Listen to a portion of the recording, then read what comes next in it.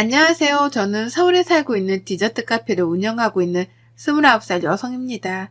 지금은 사랑하는 남편과 함께 카페를 운영하며 디저트 사업을 병행하고 있습니다. 저는 한때 비혼주의자였어요.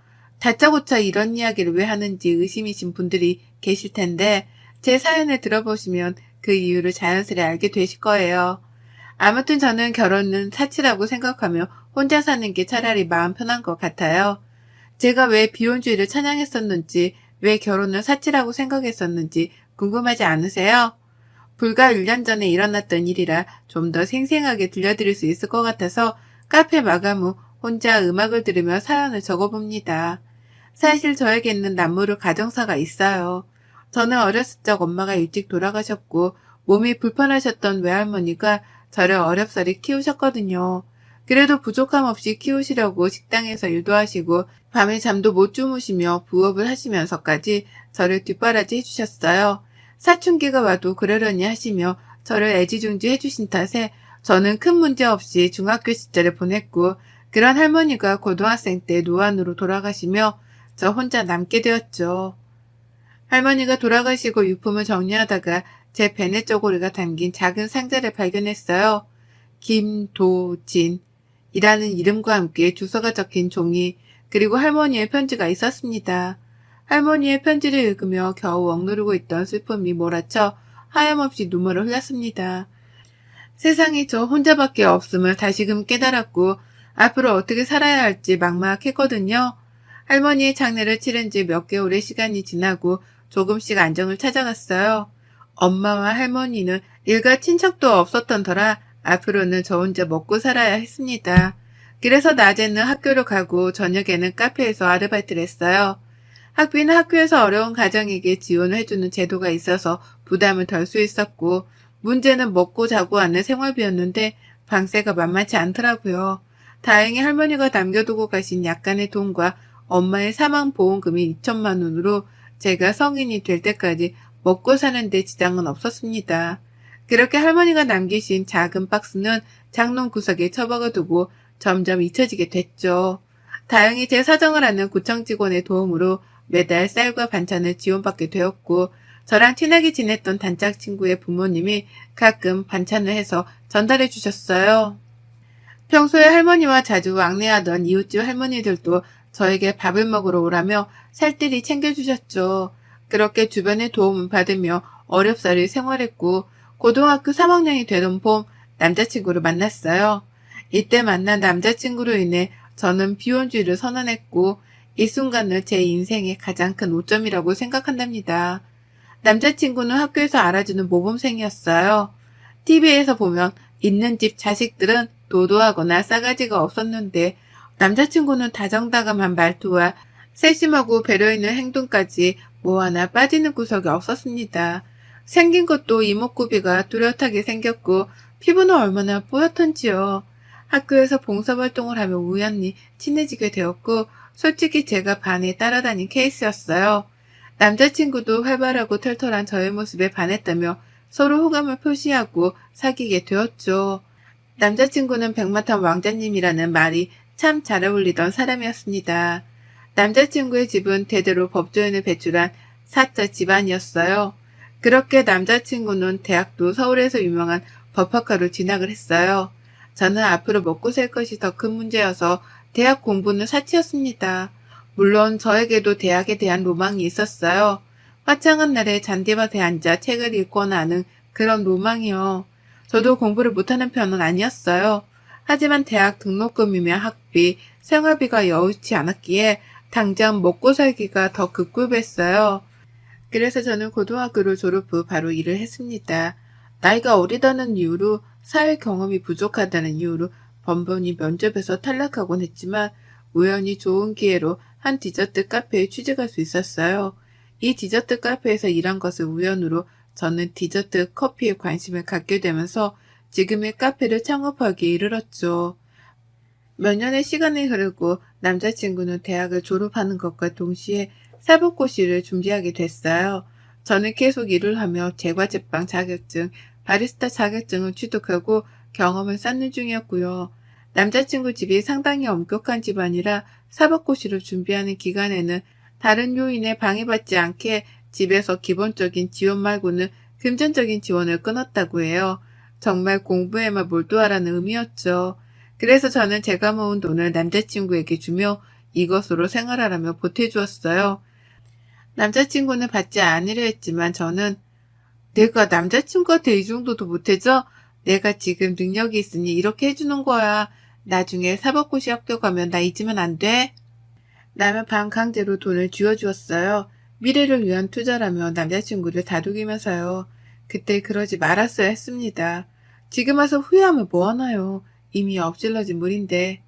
그렇게 3년이라는 시간에 밤낮 없이 일하며 남자친구가 굶을까봐 몇 끼니를 차려 먹을 수 있게 밥을 챙겨주고 온갖 영양제, 보약까지 할 수 있는 건 최대한으로 하며 뒷바라지 했고 결국 남자친구는 사법고시에 합격했어요.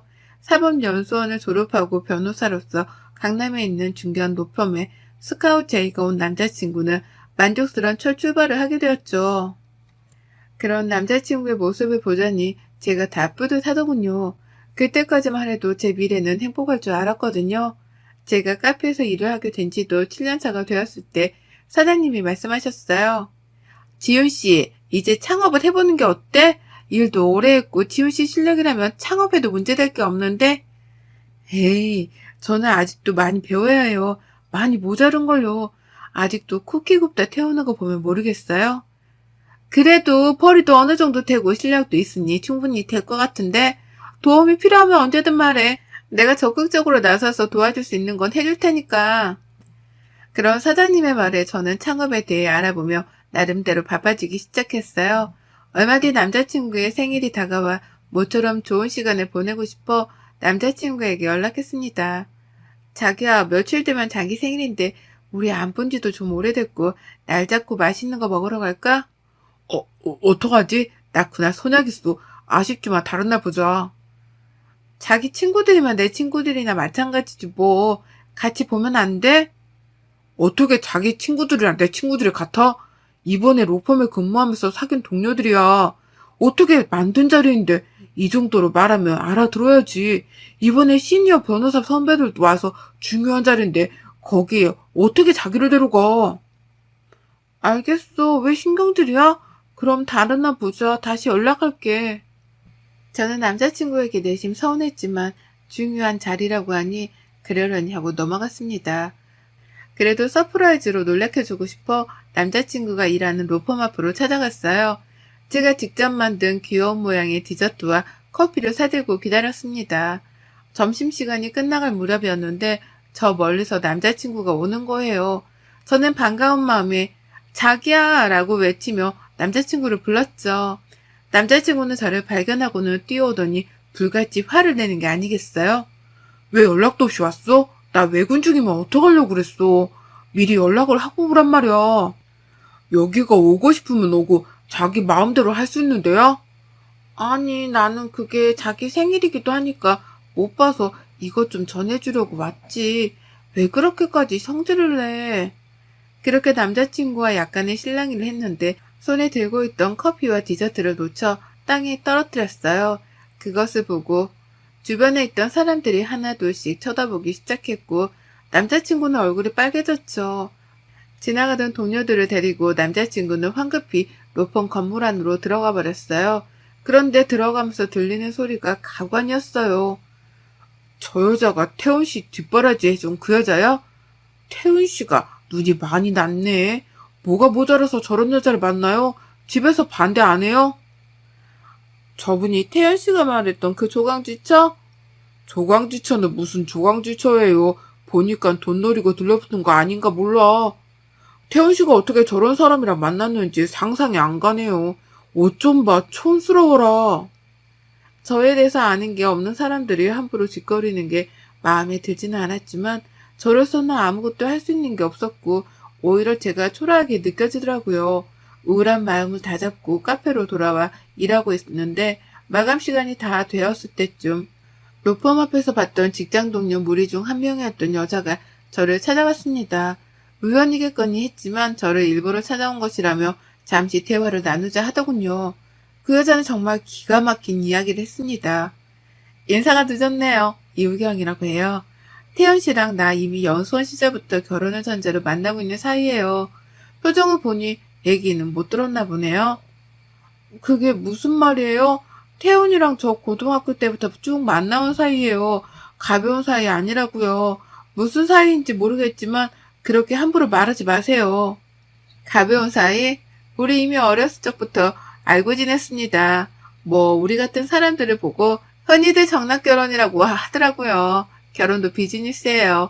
이미 대학교 2학년 때 약혼까지 한 몸이고요. 태훈 씨 포기해야 할 쪽은 그쪽 같은데 우린 이미 너무 얽히고 얽혀있는 상태라 저는 너무도 기막힌 사실에 아무 말도 할 수 없었습니다. 그러더니 그 여자는 저에게 2천만 원이 담긴 돈봉투를 던져주더라고요. 이제는 더 이상 태훈 씨랑 만나는 일 없었으면 하네요. 이 돈은 지훈 씨가 태훈 씨한테 줬던 돈 그대로예요. 이 정도면 손해보는 장사는 아닐 텐데, 그쵸? 알아들었을 거라 생각하고 가볼게요. 그렇게 그 여자가 다녀간 뒤 남자친구는 문자 메시지로 미안하다는 말을 전하더라고요. 그러더니 몇 개월 뒤 그 여자와 결혼식을 올렸습니다. 도저히 이대로는 못 살 것 같아 다른 집으로 이사를 가야겠다고 생각하며 집을 정리했어요. 장롱을 정리하는데 할머니가 제게 남겨주신 작은 상자를 다시 보게 됐어요. 박스 안에 놓여있던 이름과 주소가 적힌 쪽지를 발견한 저는 곰곰이 생각에 잠겼습니다.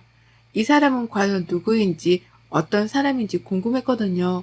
결국 궁금증을 참지 못하고 저는 쪽지에 적힌 주소를 찾아가기로 마음먹었어요. 동네 부근이어서 찾아가는 건 어렵지 않았습니다. 그런데 제가 찾아간 그 집은 드라마에서나 볼 법한 궁궐 같은 부잣집 저택이었어요. 이런 곳에 저와 연관이 있는 사람이 있을 거라 생각하니 왠지 모르게 긴장되더군요. 안내해주시는 분을 따라 집 안으로 들어서니 중후하고 인자한 모습의 중년 부부가 앉아 있었어요. 그래, 나를 찾아왔다고요? 우선 우리 집에 온 손님이니 차 한 잔 들어요. 제 이름은 이지윤이라고 합니다. 엄마 성함은 이현정이고요. 어려서 엄마가 돌아가셔서 할머니와 함께 쭉 자랐어요. 할머니는 제가 고등학생 때 돌아가셨지만요. 실례지만 혹시 저와 어떤 연관이 있으신지 여쭤봐도 될까요? 차 한잔을 하며 제 이름과 엄마, 할머니의 이야기, 살던 곳의 이야기를 하니 가만히 듣던 중년 남성은 충격을 먹었는지 찻잔을 떨어뜨리더니 이내 눈물을 흘리는 겁니다. 알고 보니 그 중년 남성은 제 친아버지였던 거예요. 저는 한 번도 생각하지 않았던 아버지가 내 눈앞에 있다는 사실에 놀라 그 마음을 주체할 수 없었어요. 그 자리를 당장이라도 박차고 나오고 싶은 심정이었지만 그분이 자신의 이야기를 들어달라며 저를 다시 앉히셨습니다. 두 분은 대학 시절 만나 사랑에 빠지셨고 아버지 집안에서는 가진 것 없는 엄마를 완강히 반대했대요. 두 분을 만나지 못하게 하려고 아버지는 도망치듯 반강제로 군대를 가게 되셨고 전역을 하자마자 미국 유학을 가게 되셨다고 합니다. 그렇게 자연스럽게 엄마와 연락이 끊어졌다고 하고요. 당시 엄마는 저를 임신하고 있었고 이 사실을 처음에는 알리려 했으나 자신 때문에 발목 잡히게 할 수는 없다며 할머니와 함께 저를 기르신 거였어요. 미국 유학을 다녀오신 이후 아버지는 엄마를 찾아 수소문했고 딸이 하나 있다는 사실을 아셨는데 그 사실을 알고 집까지 찾아왔지만 이미 엄마는 돌아가신 뒤였고 할머니가 지금 와서 뭐하러 아이를 찾냐 각자 인생 살자 하며 매몰차게 대했지만 아버지는 죄송하다며 아이에게 전해달라며 이름과 주소를 남겨주고 떠나셨다고 해요. 몰랐던 사실을 알게 된 저는 충격을 금치 못한 채 온몸이 벌벌 떨리더라고요. 이제라도 아버지 된 도리를 하고 싶으니 이 집에 들어와서 함께 사는 건 어떻겠니? 그동안 혼자서도 잘 살아왔어요. 앞으로도 저 혼자 살게요. 오늘은 이만 가겠습니다. 며칠 뒤 같이 살지 않아도 되니 그동안 못다한 아버지 노릇을 하게 해달라며 제 계좌로 5억이라는 돈과 강남의 건물을 증여한다는 서류 그리고 한도 없는 카드를 주셨어요. 저는 한사코 거절했으나 그동안 고생했던 시간을 되돌아보며 한편으로는 이대로 살 수는 없겠다고 생각했어요. 무언가 전환점이 필요한 시기였죠. 그렇게 어렵사리 아버지와 재회하게 되었고 서로 부둥켜 안으며 눈물을 흘렸습니다. 저는 아버지에게 받은 재산으로 디저트 카페 창업을 위해 백방으로 뛰어다녔어요. 아버지는 식품회사를 운영하고 계셨는데 저에게 조언해 주셨습니다. 무턱대고 사업을 시작하지 말고 관련된 공부를 조금 더 해보고 나서 결정하라고요. 그래서 저는 커피, 디저트에 대해 본격적으로 배우기 위해 프랑스로 유학을 떠났습니다. 2년 뒤 유학을 마치고 돌아와 카페 창업을 성공적으로 할 수 있었어요. 강남의 아버지가 증여해주신 건물 1층에 카페를 창업한 거였죠. 목이 좋은 곳이어서 금방 사람들이 몰려왔습니다. 모더나 인테리어에 디저트 맛도 좋다며 직장인들 사이에서 소문이 났거든요. 전 남자친구가 다니는 로펌 근처였지만 전 제 꿈을 위해 그런 건 생각할 겨를이 없었어요. 이미 끝난 사이고 더 이상 미련이 없었기 때문이었죠. 어느 날 매장을 정리하고 있는데 전 남자친구가 저를 찾아왔습니다. 오랜만이야. 잘 지냈어, 지훈아? 나 그동안 정말 많이 후회했어. 이제라도 나를 봐줄 수 없겠어? 나 이혼하고 너가 허락해준다면 네 곁으로 돌아가고 싶은데? 무슨 귀신 씨나라 까먹는 소리야? 너 제정신이니? 네가 무슨 염치로 나를 찾아와? 난 너랑 할 말 없으니 당장 나가. 순순히 나가지 않으면 경찰 부를 거야? 알고 보니 약혼했던 여자와 결혼 후 그 여자 집안이 비자금 횡령으로 쑥대밭이 되고 그 뒤에서 법적 도움을 주며 비자금 횡령에 도움을 줬다는 혐의를 받아 남자친구의 집안도 엉망이 됐다는 겁니다. 물론 전 남자친구는 로펌에서 잘리고 변호사 품위유지 의무 위반으로 변호사로서 활동할 수 있는 명분도 사라지게 되었다면서요. 저는 가만히 듣다 기가 막히고 화가 나 매몰차게 남자친구를 쫓아버렸어요.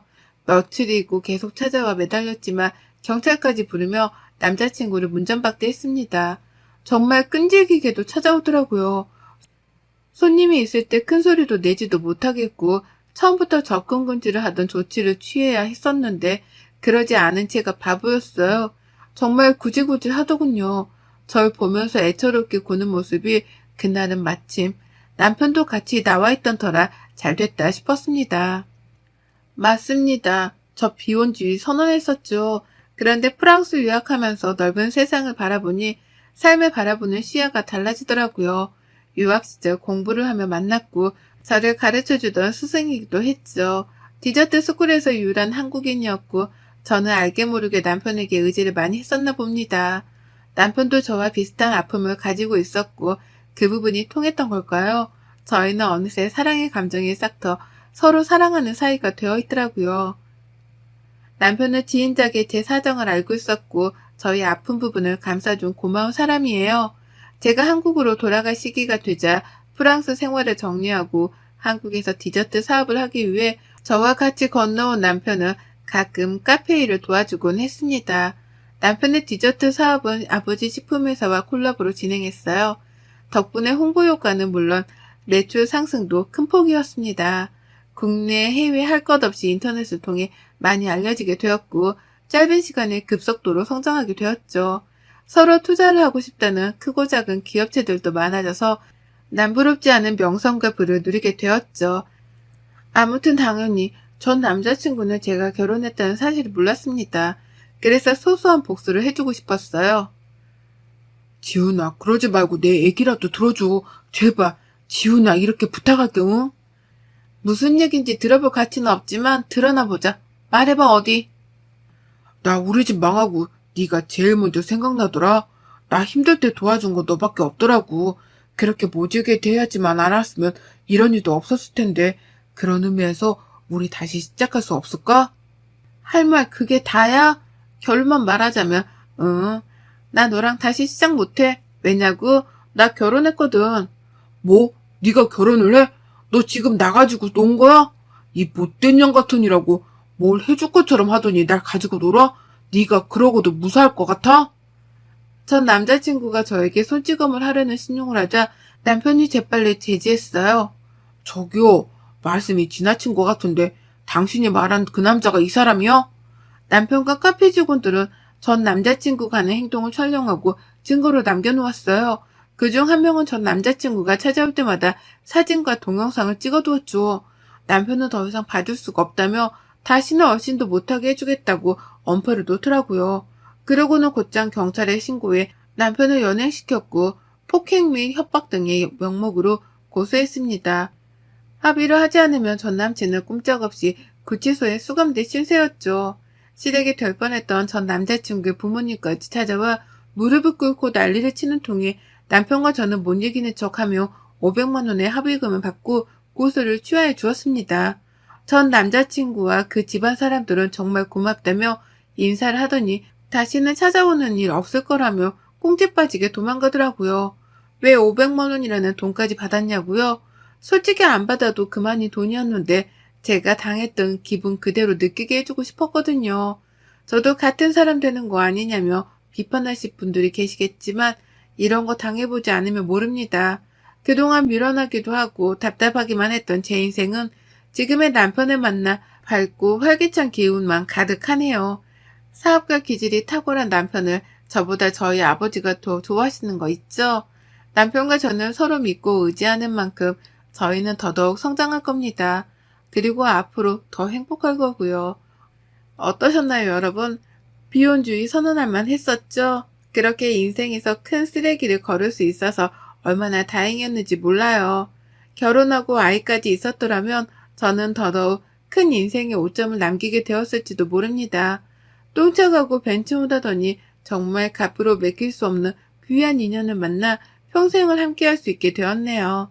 지금은 아버지에게 조언을 받으며 카페 운영을 하고 있지만 아마 내년부터는 카페를 다른 사람에게 맡기고 저는 경영 수업을 받게 될 것 같습니다. 아버지와 새어머니의 뜻이기도 하고요. 여기까지가 제 사연입니다. 저의 긴 사연을 읽어주셔서 감사드려요. 여러분도 항상 행복하길 바랍니다. 여러분의 생각은 댓글로 남겨주세요. 오늘도 시청해주셔서 정말 감사합니다.